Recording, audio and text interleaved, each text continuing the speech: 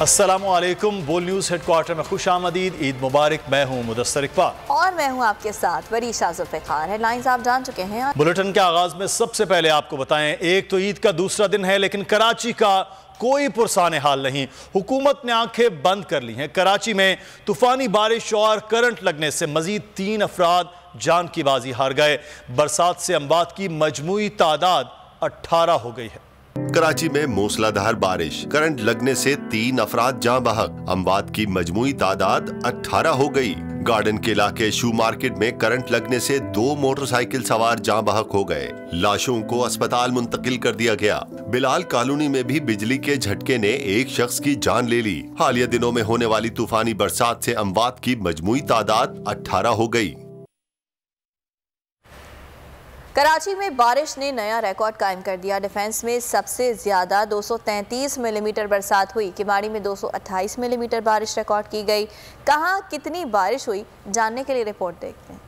कराची में रिकॉर्ड तोड़ बारिश, कहां कितनी मेगा बरसी, आदादो शुमार जारी कर दिए गए। डिफेंस में बादल गरज चमक के साथ जमकर बरसे। 233 मिलीमीटर बारिश से जगह जगह पानी जमा हो गया। किमाड़ी में 228 मिलीमीटर बरसात हुई। PAF बेस मसरूर पर 172 और PAF बेस फैसल पर 153 मिलीमीटर बारिश रिकॉर्ड की गई। कोरंगी में 135 और सदर में 111 मिलीमीटर बरसात हुई।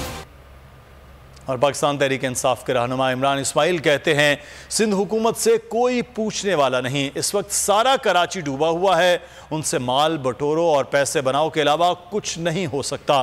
फंड्स का आया हुआ पैसा वापस चला गया। सिंध हुकूमत ने किसी को काम ही नहीं करने दिया।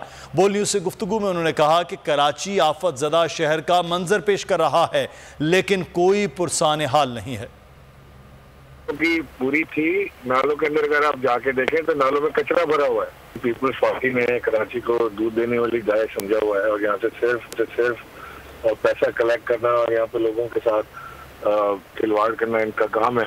अब ये बिल्कुल साफ बात नजर आ गई है सामने कि वो एडमिनिस्ट्रेटर कराची भी गायब है, जो बड़े बुलंद बांग दावे करते थे कि वो कराची को जन्नत बना देंगे। सारे वुज़रा इनके गायब हैं। कोई इनका न अफेयर हो रहा है पब्लिक में, न कोई कुछ पूछने वाला है। इस वक्त सारा कराची डूबा हुआ है। अर्बन फ्लडिंग हो चुकी है कराची में। जो नाले हमने बना के इनको दिए थे, जो वो थे, वो नालों के ऊपर यानी उसके अंदर कचरा फंसा हुआ है और उस कचरे की वजह से वो पानी वहां से फ्लो नहीं कर रहा है और वो ओवरफ्लो हो गए सारे नाले। इनको तो कोई चीज अगर आप बना के भी दे दें तो ये मेंटेन करने के काबिल नहीं है। ये तो सिर्फ माल बटोरना और पैसा बनाने वाली कहानियां इनसे करवा लें, बाकी कुछ नहीं हो सकता इनसे। और रहनुमा जमात इस्लामी हाफिज नईमुर रहमान कहते हैं, पीपल्स पार्टी 14 साल से इक़्तिदार में है। उसने शहर कायद को तबाह कर दिया। बोल न्यूज़ से गुफ्तगू में उनका कहना था कि मुर्तज़ा वहाब और मुराद अली शाह बताएं उन्होंने बारिश में कराची के लिए क्या किया।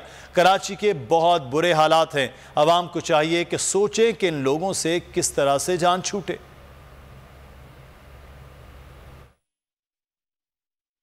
मसला ये है कि ये बारिश की फोरकास्ट तो बहुत अरसे से थी और जितने दावे हुकूमत कर रही थी और जितने नारे लगा रहे थे और जितना वक्त हमारे एडमिनिस्ट्रेटर और ये वुज़रा वगैरह फोटो सेशन पे लगाते हैं और उन जगहों पर जहाँ पर 6-7 घंटे में अगर पानी कम हो जाता है बड़ी शारा में से किसी जगह, तो उस पर खड़े होकर वीडियो बनाने में लगाते हैं। अगर ये पूरे इंफ्रास्ट्रक्चर को ठीक करने में और अपनी पूरी टीम को करने में और हमले को जो है वो सड़कों पर लाने में कामयाब हो जाएं और अपनी मशीनरी निकालने में कामयाब हो जाए तो शायद सूरत हाल बहुत बेहतर हो। उसके बाद तो आपने पैकेज का ऐलान किया था। इमरान खान, मुराद अली शाह और खालिद मकबूल ये साथ बैठकर इन्होंने कहा 3 साल में सब कुछ सही हो जाएगा। तो भाई 2 साल गुजर गए इस बात को। 2 साल में आपने बरसाती नाले तक साफ नहीं किए। ये पैकेजेस इस बारिश के अंदर भी डूब गए और इनके नारे और दावे भी डूब गए और ये सारी की सारी पार्टियां भी कराची के सामने एक्सपोज हो गई हैं कि सब 2 नंबर काम करो, सिर्फ नारेबाजी करो, सोशल मीडिया इस्तेमाल करो, लोगों को बेवकूफ़ बनाओ। आप कहाँ हैं? आपके पास कोई डिजास्टर के लिए जगह मौजूद नहीं है। आपको मालूम है शदीद बारिश है, छोटे डैम्स बने हुए हैं। ये लट डैम जो है वो अगर ये टूटेगा या इसमें से पानी निकलेगा तो इन गरीबों को इनको कहीं मुंतकिल करना चाहिए था ना। तो ये लोग तो 14 साल से बरसर इक़्तिदार हैं। ये चाहते हैं बारिश भी ना हो, ये चाहते हैं कोई डिजास्टर भी ना हो, ये चाहते हैं कुछ भी ना हो। उसके बावजूद भी इनकी परफॉर्मेंस सही नहीं है। ना ये ट्रांसपोर्ट देते हैं, ना पानी देते हैं, ना बिजली देते हैं। और आपको बराह रास्त लिए चलते हैं लाहौर, जहाँ पर अवामी मुस्लिम लीग के सरबराह शेख रशीद अहमद मीडिया के नुमाइंदगान से गुफ्तगू कर रहे हैं। सारे लाहौर के साफ तारीख में से ऐसी मिसाल निकाल बताएं कि एक दिन में 4 अदालतें टूटी हों और पासपोर्ट फिर ना मिला हो। क्योंकि मैं 6-7 मिनट की प्रेस कॉन्फ्रेंस करता हूँ। सबसे बड़ी गलती मेरे दोस्तों और मेहरबानों ने ये की कि शहबाज शरीफ जैसा आदमी ये आगे लेके आए जिस पर सुबह फ़र्द जुर्म लगनी थी और उसके बेटे पर भी सुबह फ़र्द जुर्म लगनी थी। लोगों ने उसके चेहरे से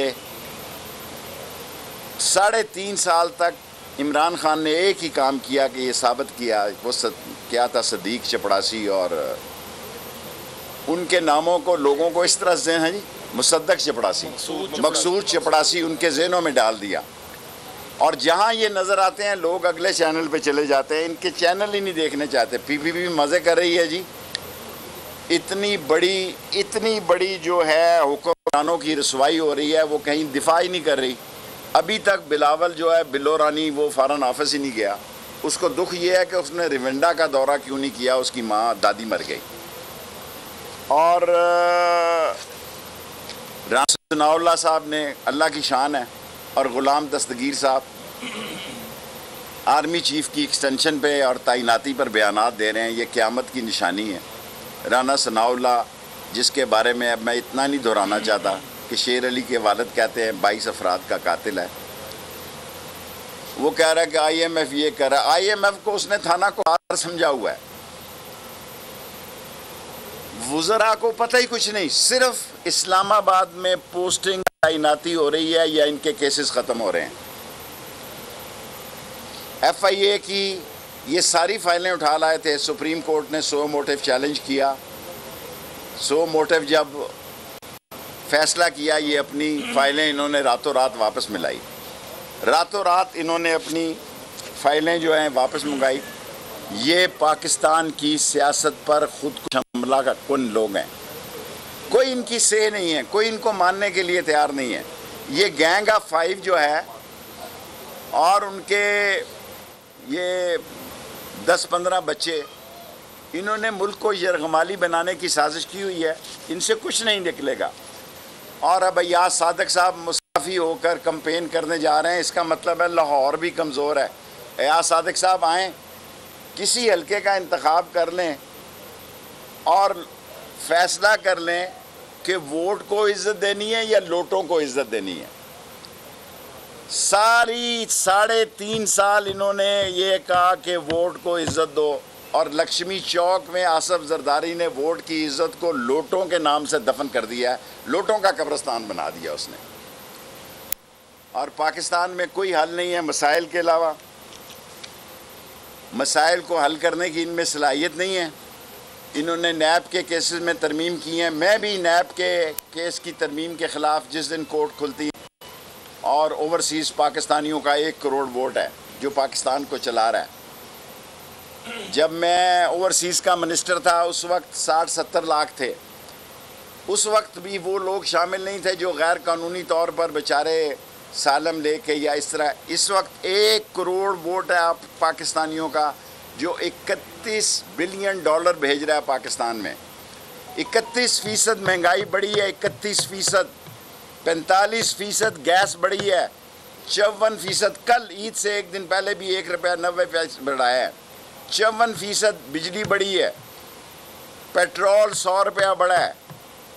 और जनाब इंतज़ार करें, गैस पे क़यामत का रेट आने वाला है।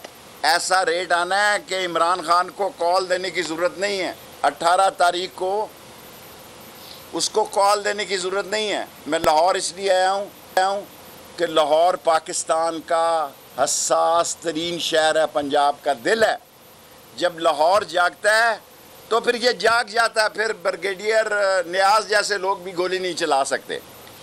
लाहौर सोता है तो लंबा सो जाता है, लेकिन जब लाहौर जागता है तो सारे पाकिस्तान की तर्जमानी करता है। और इसी लाहौर ने देखा है कि 2 ब्रिगेडियरों को इसलिए नौकरी छोड़नी पड़ी कि उसने अपनी आवाम पर, और पाक फ़ौज कभी भी, हमारी फ़ौज अजीम है, अपने लोगों पे गोली नहीं चला सकती। सब्सक्राइब करें और बेल दबाएं ताकि कोई खबर रह न जाए।